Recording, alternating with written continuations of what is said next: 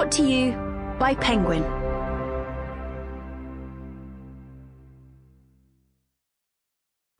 Abolition, Feminism Now by Angela Y. Davis, Gina Dent, Erica R. Miners, and Beth E. Ritchie. This book is read by Gina Dent.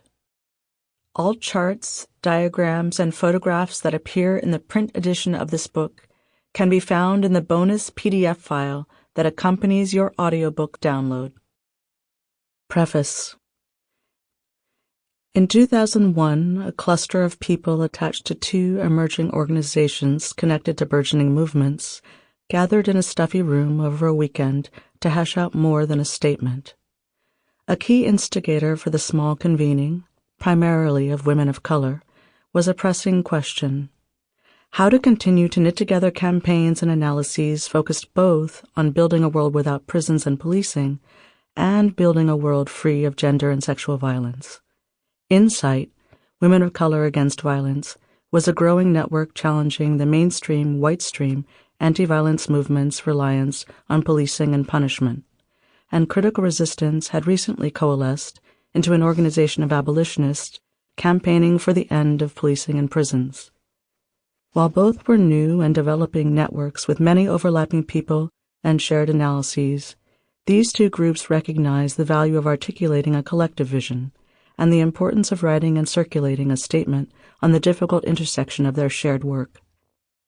They understood that crafting a joint statement that balanced an attention to both interpersonal and state violence represented not only an engagement with the thorniest subjects for both organizations, but also an opportunity for public engagement in the production of shared analytics, campaign demands, and radical vision.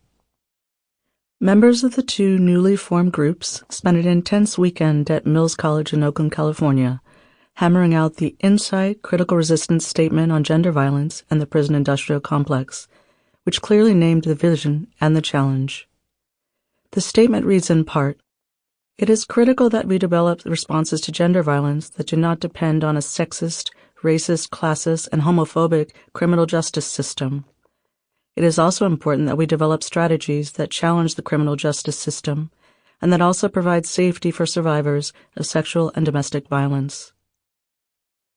Outlining how radical freedom, mutual accountability, and passionate reciprocity can build toward the survival and care of all peoples, this 11-point statement identified at its core precisely why abolition must be feminist and why feminism must be abolitionist.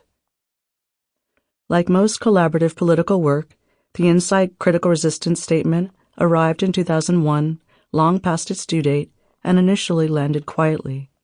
Originally published both as a poster and a manifesto, the statement circulated in feminist and abolitionist movement spaces, propelled by the clarity and compelling nature of its demands and the growing cadre of organizers with whom the statement resonated. As a key reference point in the history of abolition feminism, the document is heralded as an exemplary and clarion call for a more complex approach to anti-police and anti-prison movements, as well as an insistence on anti-racism and anti-capitalism as central dimensions of contemporary feminism.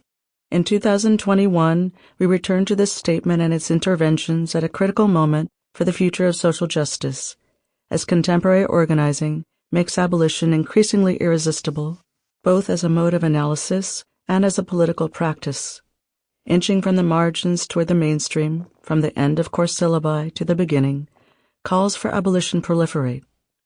Guardian headlines announce unprecedented support for defunding the police. Teen Vogue publishes multiple articles, all identifiable with the tag abolition, on topics ranging from how police do not make us safer to why hate crime laws will not end anti-Asian violence. Crowds in the street chant abolition. The proliferation of abolitionist lawyering has been spurred in part by the National Lawyers Guild's resolution endorsing abolition in 2015, by formerly incarcerated people opening law offices like Pittsburgh's Abolitionist Law Center, and in webinars and organizing sponsored by groups such as Law for Black Lives. School boards from Oakland to Minneapolis are voting to cancel contracts with police departments. Sample complete. Ready to continue?